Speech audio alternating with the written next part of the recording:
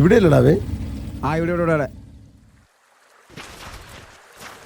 എന്നാ മണോടാ ഇത്രയും വേസ്റ്റ് ഉണ്ടായിരുന്നു. കേട്ടോ. ആ രാജോ, നാളെ ആ ടൗണിനടുത്തുള്ള തോടൊന്ന് വൃത്തിയാക്കണം. കഴിഞ്ഞ തവണ ഞാൻ പണിതതിൻ്റെ പൈസ എനിക്ക് തന്നിട്ടില്ല. അതിന് കുടുംബം കുട്ടികളൊന്നും ഇല്ലാത്ത തനിക്കിപ്പോൾ പൈസയ്ക്ക് എന്താ അത്ര അത്യാവശ്യം? ഞാൻ ഒറ്റയ്ക്കായിരുന്നു. ഇപ്പോൾ ആണോ എന്ന് ചോദിച്ചാൽ അല്ല. അതെന്താ? ഇപ്പോൾ എൻ്റെ കൂടെ ഒരു കൊച്ചു പയ്യനും കൂടി ഉണ്ട്. പയ്യനോ? അതാരാ? അവൻ എൻ്റെ ആരുമല്ല, പക്ഷേ അവനെനിക്കൊരു കൂട്ടാ. അവൻ എന്തെങ്കിലുമൊക്കെ വാങ്ങിച്ചു കൊടുക്കണം. അതെന്തെങ്കിലും ആകട്ടെ, പറഞ്ഞ പണിയൊക്കെ തീർക്ക്. പൈസ നാളെ വൈകുന്നേരം തന്നെ കൃത്യമായിട്ട് തന്നേക്കാം. അല്ല പിന്നെ പണി കൊടുക്കുകയും വേണം, പൈസയ്ക്ക് അതിൻ്റെ കണക്കും പറയാം.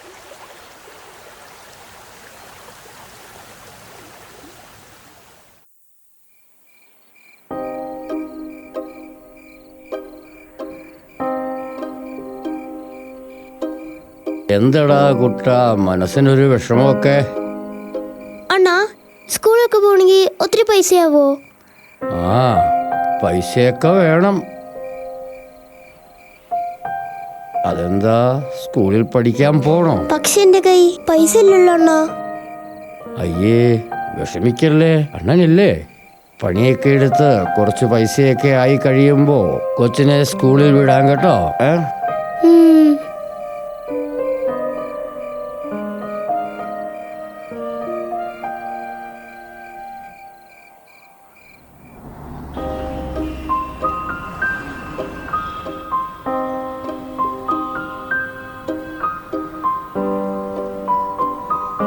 ഇതേ, ഞാൻ വൈകുന്നേരം പണി കഴിഞ്ഞ് വന്നിട്ട് വാങ്ങിച്ചോളാം കേട്ടോ. ശരി ഏട്ടാ, കുഴപ്പമില്ല. ആ എടാ ജോണി, അടുത്ത തിങ്കളാഴ്ചയെ ബാക്കിയുള്ള തുണിയെല്ലാം കടയിൽ എത്തിക്കണേ. എനിക്ക് വരാൻ സമയമില്ല. എന്നാൽ ശരി. എടി ബിൻസി, ഞാൻ വീട്ടിലൊന്ന് പോയിട്ട് വരട്ടെ. പണിക്കാരുണ്ട്, ചോറ് വാങ്ങിച്ചു കൊടുത്തിട്ട് വരാം. ആ ശരി.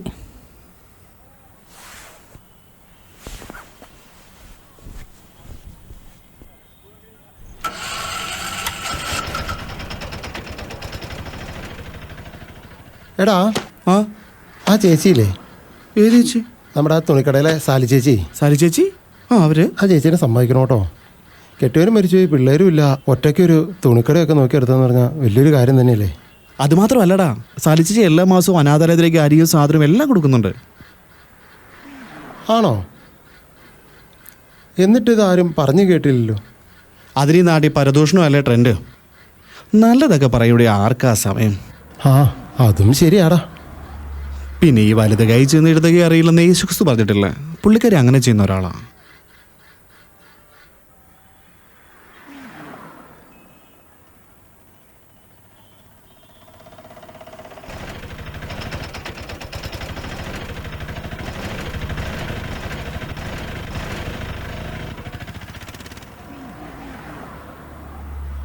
മോനെ, എന്തു പറ്റിയപ്പോ?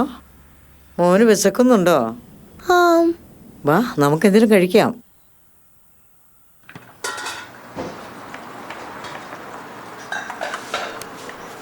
മോൻ കഴിച്ചോട്ടോ.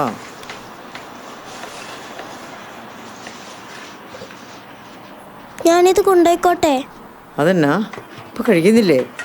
എന്റെ കൂടെ ഒരു അണ്ണനുണ്ട്, അണ്ണന് കൊടുക്കാനാ. ഓ, അതാണോ? അത് നമുക്ക് വേറെ മേടിക്കാം. ഇത് മുഴുവൻ കൊച്ചിനുള്ള ആട്ടോ.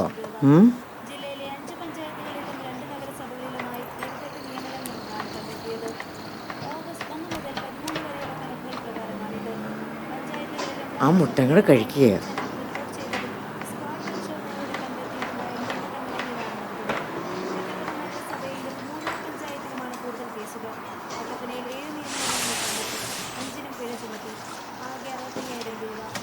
കൊച്ചെവിടെ താമസിക്കുന്നേ?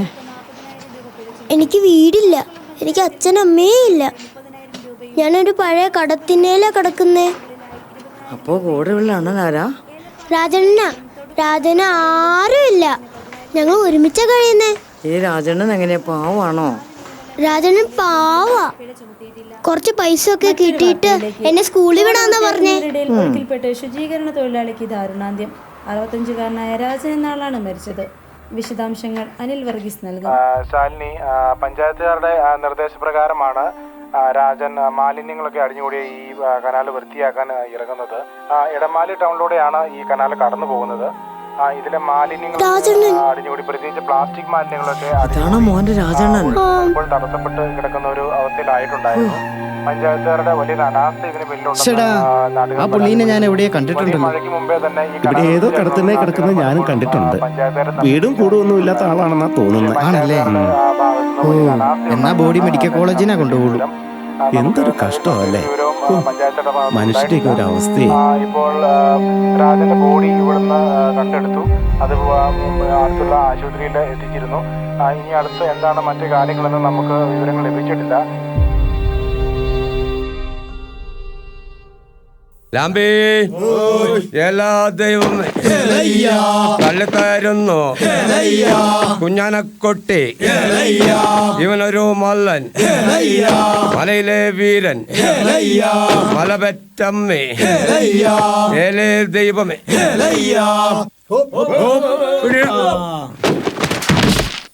എടാവേ, ഇന്നത്തെ പത്രത്തിലെ വാർത്ത കണ്ടായിരുന്നോ? ഏത് വാർത്ത? കേരളത്തിലെ പരിസ്ഥിതി ദുരന്തങ്ങളുടെ കാരണം മലയോര കർഷകരുടെ കയ്യേറ്റം. പരിസ്ഥിതി ലോല പ്രദേശമെന്ന് പറഞ്ഞ് നമ്മളെയൊക്കെ ഇവിടെ ചാടിക്കാനുള്ള പരിപാടി ഇടവേ ഇത്. എൻ്റെ ഇടവേ ഒന്ന് ആലോചിച്ച് നോക്ക്. കേരളത്തിൽ തന്നെ മൊത്തം 81 ഡാമുണ്ട്. അതിൽ ഇടുക്കിയിൽ തന്നെ 24 എണ്ണം. ഈ പറഞ്ഞ പരിസ്ഥിതി ലോല പ്രദേശങ്ങളിലാണ് ഈ ഡാമുകളൊക്കെ പണിതേക്കുന്നത്. അതും പോരാഞ്ഞിട്ട് ഇപ്പം ചെറുതും വലുതുമായ ഒത്തിരി ഡാം പുതിയ ഇവിടെ പണിയുന്നുണ്ട്. അതിനൊന്നും ആർക്കും കുഴപ്പമില്ല. ശരിയാടാവേ, നമ്മൾ കപ്പ നട്ടതും വാഴ നട്ടതും വീട് വെച്ചതൊക്കെ ആടാവേ ഇപ്പം വിഷയം. പരിസ്ഥിതി ലോല പ്രദേശമൊക്കെ സംരക്ഷിക്കണമെങ്കിൽ ഇമാരാദ്യം ആ ഡാമുകളൊക്കെ പൊളിച്ചു കൊണ്ടുവരാവേ. എന്നിട്ട് കൂടി ഇറക്കിക്കോട്ടെ. കുടി ഇറക്കിയതാ. ആനയോടും പുലിയോടും മല്ലിട്ട ഈ നമ്മളെ. ഇതൊന്നും ആർക്കും ചർച്ച ചെയ്യേണ്ട ആവശ്യമില്ലല്ലോ.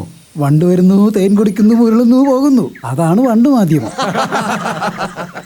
ആ മുല്ലപ്പെരിയാറിന്റെ കാര്യം എന്താകുവോ എന്തോ. രാഷ്ട്രീയം കൊണ്ട് വരുന്നുണ്ടാ. ഹായ്, ഇന്ന് എന്താടാവേ തന്നെ ഇറങ്ങിയത്? തന്നെ ശിങ്കടി അവിടെ പോയി. അവനൊരു വഴിക്ക് പോയതാ.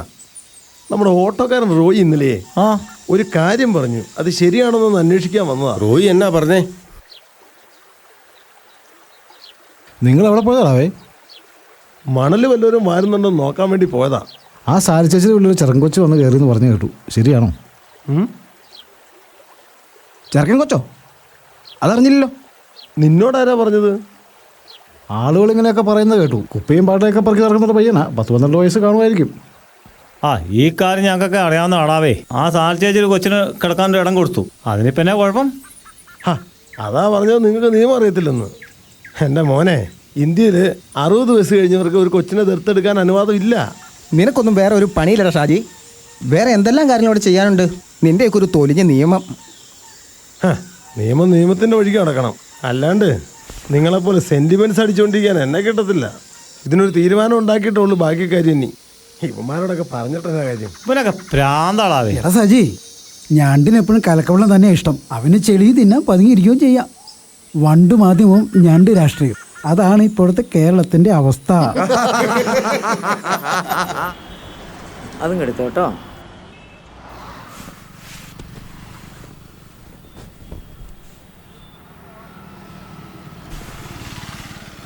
ബിൻസി ചേച്ചി എന്താ ഇന്ന് വരാത്തെ? ബിൻചേച്ചിക്ക് പനിയാ, വരണ്ടെന്ന് പറഞ്ഞു. ഓ, ഇത് കഴിഞ്ഞിട്ട് നമുക്ക് ചായ കുടിക്കാൻ പോകാട്ടോ.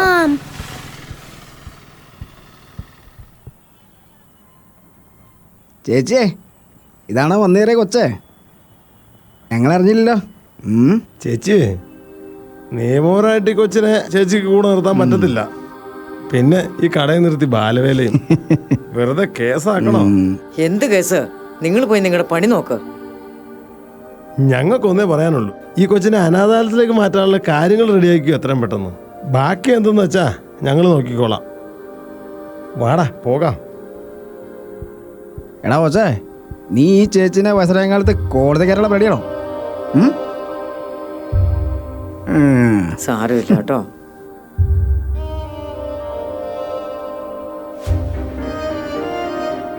ഈ കൊച്ചിനെ അനാഥാലയത്തിലേക്ക് മാറ്റാനുള്ള കാര്യങ്ങൾ റെഡിയാക്കിയോ എത്രയും പെട്ടെന്ന്. എടാ കൊച്ചേ, നീ ഈ ചേച്ചിനെ വയസ്സരായകാലത്ത് കോടതി കയറുള്ള പേടിയാണോ? എടാ കുട്ട, നമ്മുടെ ജീവിതത്തിൽ നമ്മൾ ഓർക്കേണ്ട ഒരു കാര്യം ഇതെന്താണെന്നറിയാവോ? നമുക്ക് ഉപകാരം ചെയ്യുന്ന ആരാണേലും അവർക്കൊന്നും നമ്മളൊരു പ്രശ്നമായി മാറരുത്. ഞാൻ മരിച്ചാലും കൊച്ചിതൊന്നും മറക്കല്ലേ, കേട്ടോ മോൻ?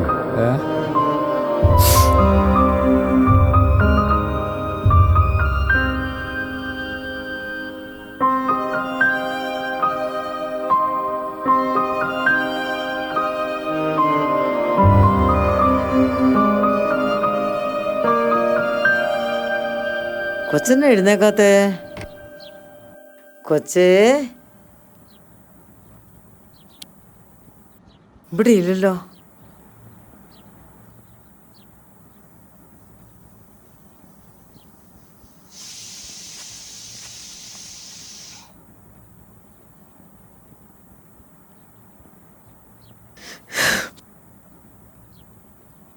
ഇവിടെയെങ്ങും അറിയില്ലല്ലോടാവേ. എടാ ഒന്ന് വിളിച്ചു നോക്കിയടാ. ചേച്ചിയേ, ചേച്ചി. ആ, എല്ലാവരും ഉണ്ടല്ലോ. ഞങ്ങളെ കൊച്ചിനെ കൊണ്ടുപോകാൻ വന്നതാ. അനാഥാലയത്തിൽ ആൾക്കാരും വക്കീലൊക്കെ വരുന്നുണ്ട്. കൊച്ചിനെ വേഗം റെഡിയാക്കി നിർത്തിക്കോ. അവൻ പോയി. എല്ലാവർക്കും സമാധാനമായില്ലേ? പോയോ? ഇത്രയും നാടും ആ പാവം കുപ്പിയും പാട്ടയും പിറകി നടന്നപ്പോൾ നിങ്ങൾ എവിടെയായിരുന്നു? ഞാൻ അവന് ഭക്ഷണം കൊടുത്തു, കിടക്കാൻ ഇടം കൊടുത്തു, അവനെ പഠിപ്പിക്കണമെന്നുണ്ടായിരുന്നു. നിങ്ങൾ നശിപ്പിച്ചില്ലേ? അവനെ ഇത്രയും നാൾ നോക്കിയ ആ രാജനെ നിങ്ങൾ കൊലയ്ക്ക് കൊടുത്തില്ലേ? എന്നിട്ട് നിയമം പറഞ്ഞു വന്നിരിക്കുന്നു. കുറെ മാന്യന്മാർ. രാജന്റെ വിട്ടോ.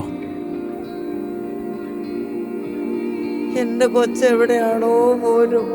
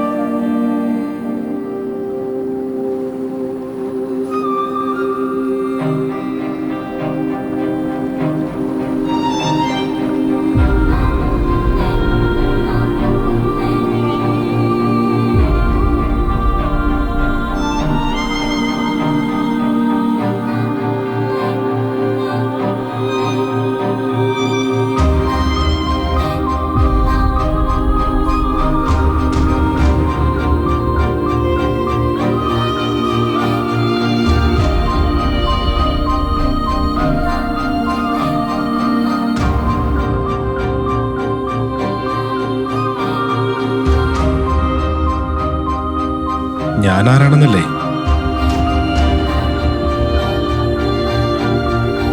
അപ്പോ നീയോ?